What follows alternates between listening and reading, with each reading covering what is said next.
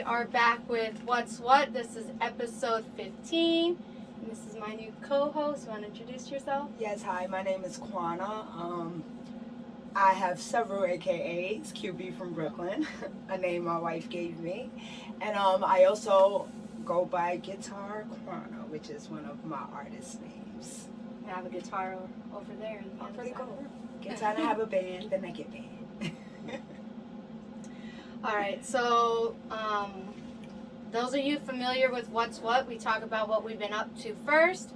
Then we talk about a topic that's currently happening in the news.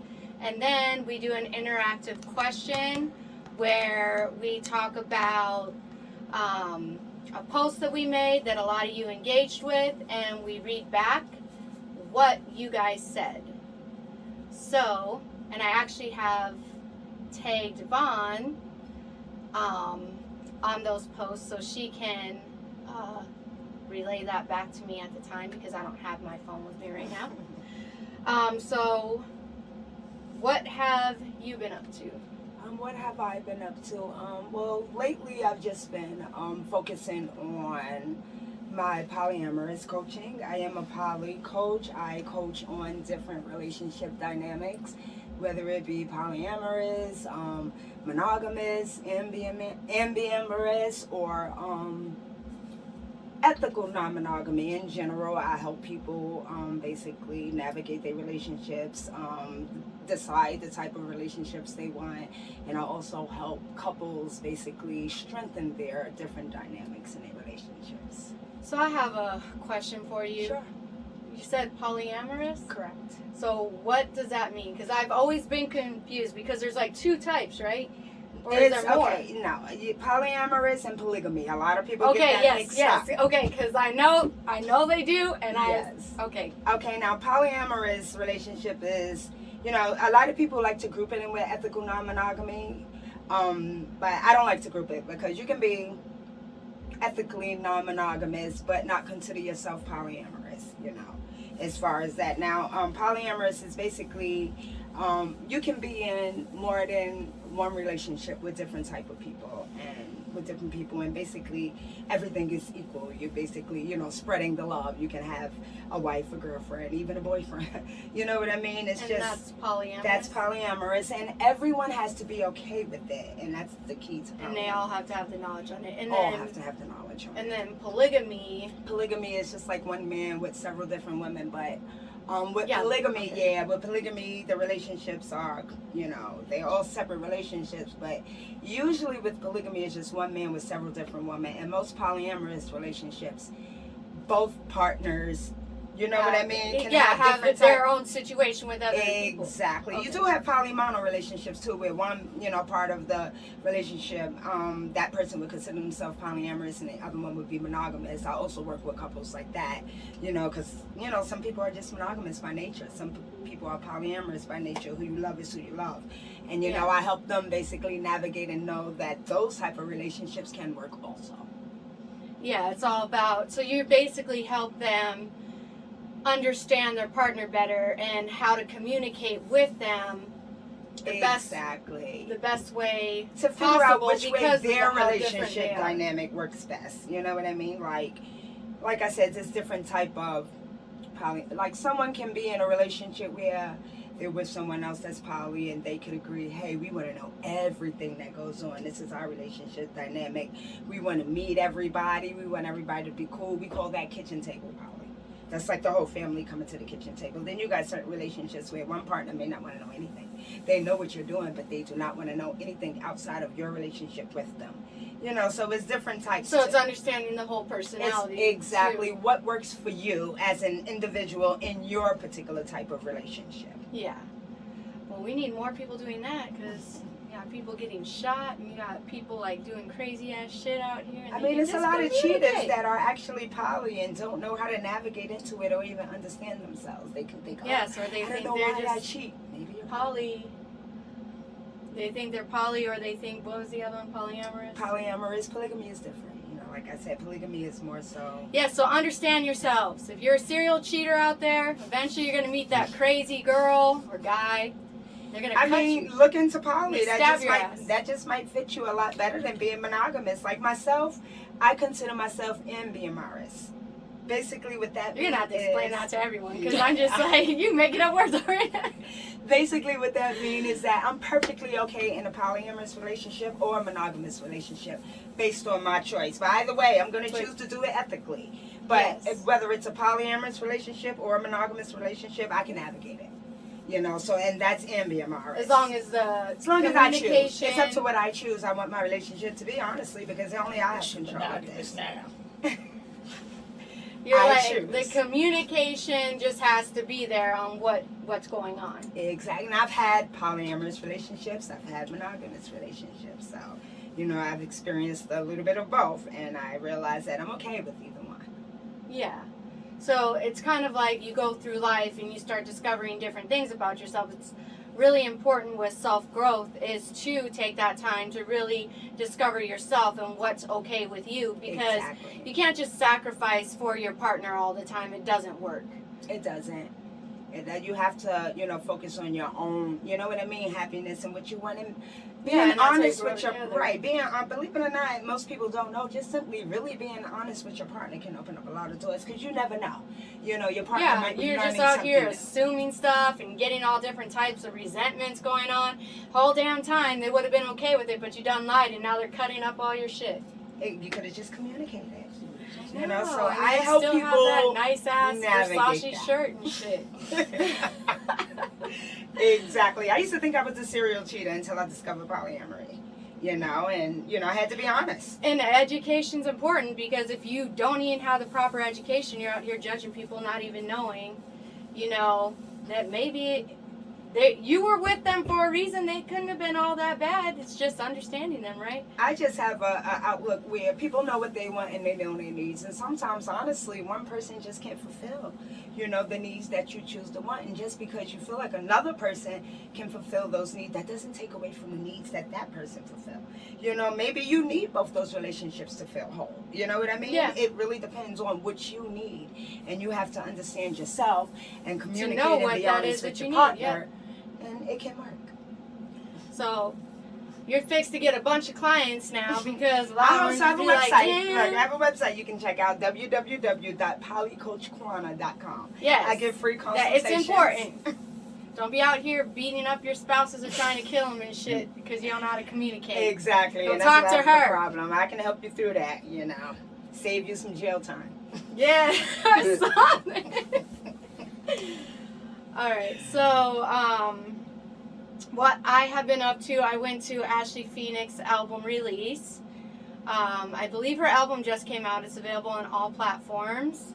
She actually left for a year, came back, and then released her. She's like an R&B singer, so I went and checked her out. I also been doing some new marketing for my modeling. I got back into it. Last year I had a baby. It's my 5th one. Was, you know, going to get fixed, and they told me that it was going to be a while. Listen, don't trust getting fixed either. Yeah, well, yeah, I already know, Mrs. Yeah. Birth control didn't work and the tubes didn't work. Now, I'm definitely questioning when you told me that, because I was like, Yeah. It happens. I was fixed to go this year. You And think I then you wanna done eat tell kids? me that, you know, they done healed up on you. And you had 2 more babies after that. I'm like, God After. damn. Like, rubbing your 3% off on me. I have a tendency of doing that, so be careful, because baby number 6 might be like... Be on your guys' doorsteps. And like, that's her fault. So, a lot of you guys have been complaining about gas prices, me included, because I fill up on 30, 35, and I am now at $50 to $60. I'm at 80. Dang, so I guess Yeah. I'm lucky. Shit. Yeah. So, a lot of people have been blaming Biden for it. And so I decided to do research, because I want to know, should I be slapping the shit out of Biden or not? Like, obviously I can't just go around doing that. Don't come after me.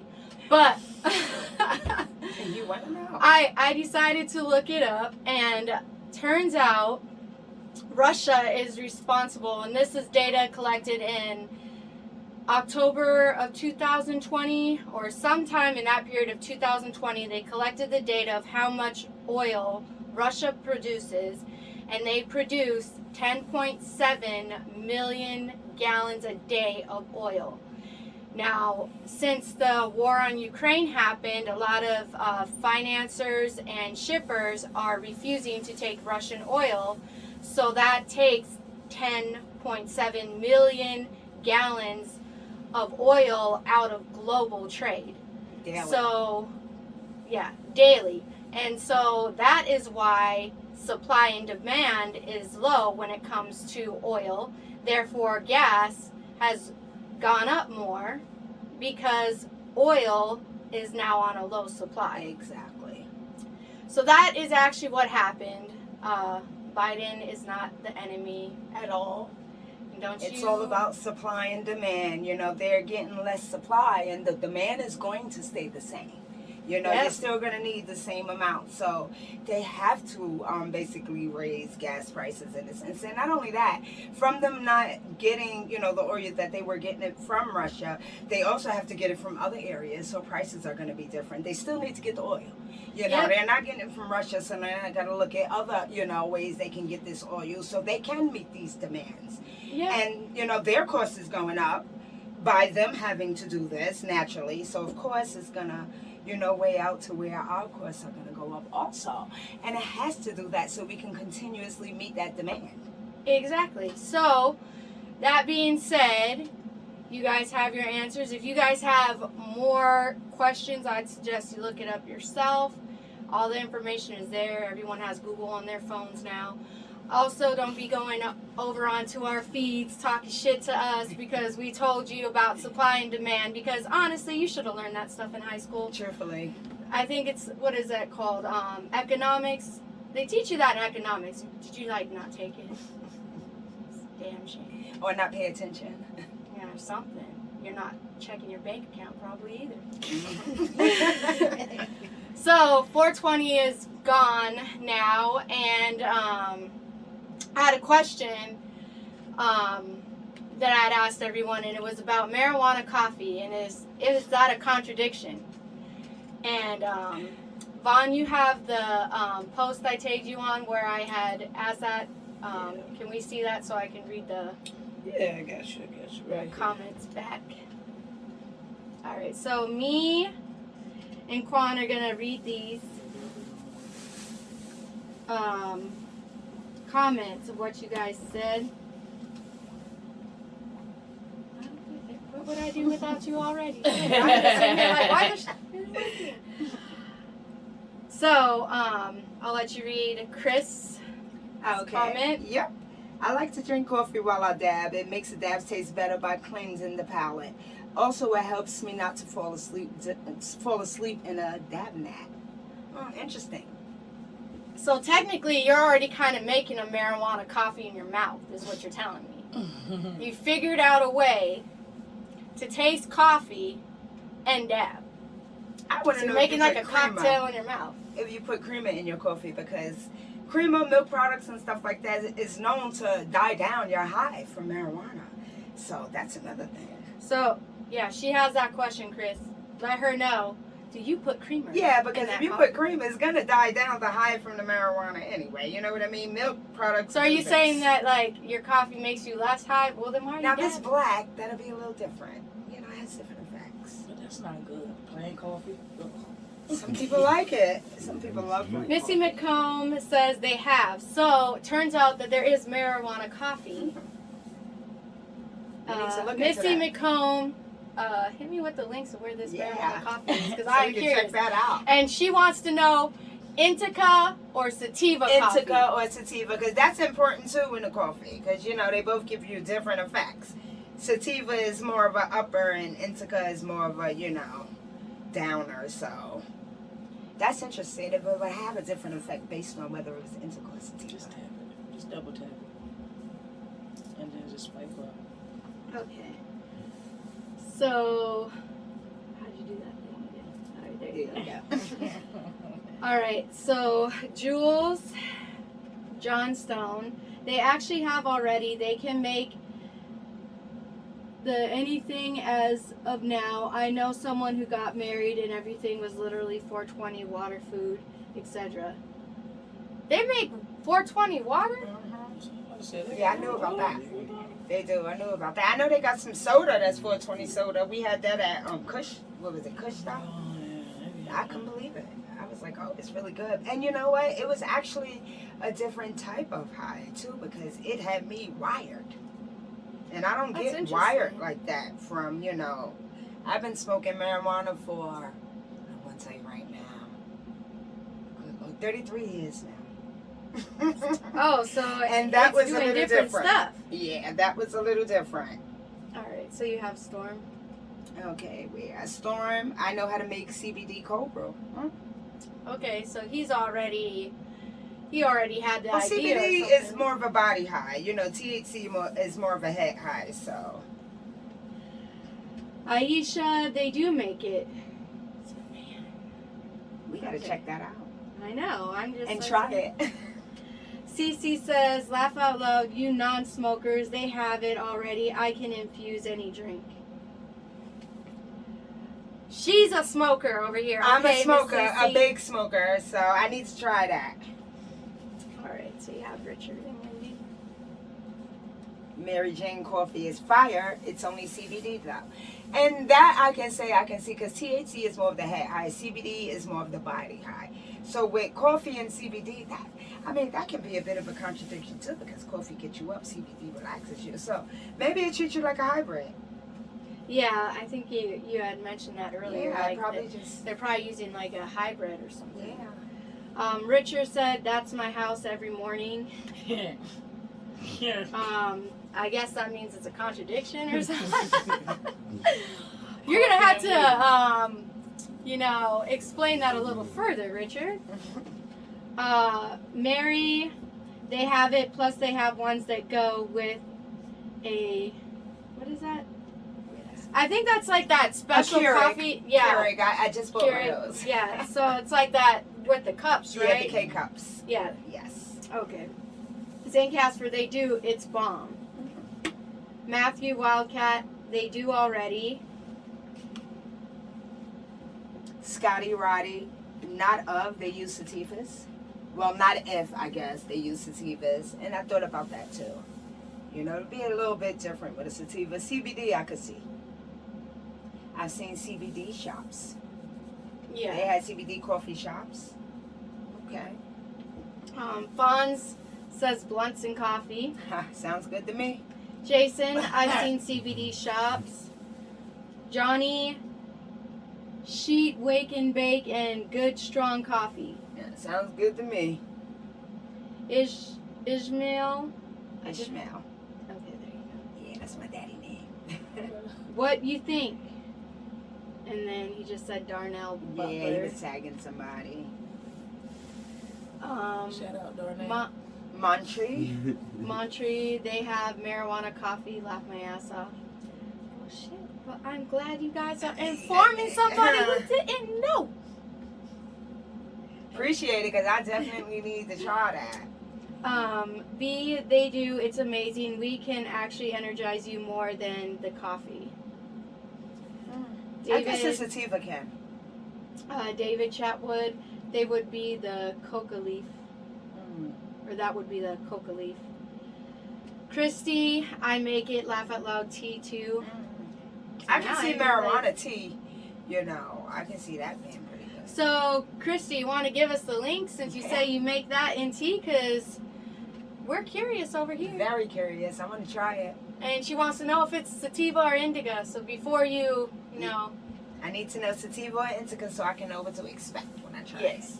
Like, am I going to be one way or the other? it. Am I going to be up or down? Am I going to be relaxed or hyper? So, those are the interactive questions. This is my new co-host. Introduce yourself again. Kwana. Kwana. So, remember her. All my episodes moving forward. It's going to be me and Kwana. And keep watching and see what we're doing next. Alright, so that one's done. Until next time. Until next time. Or until we just flip this damn page over.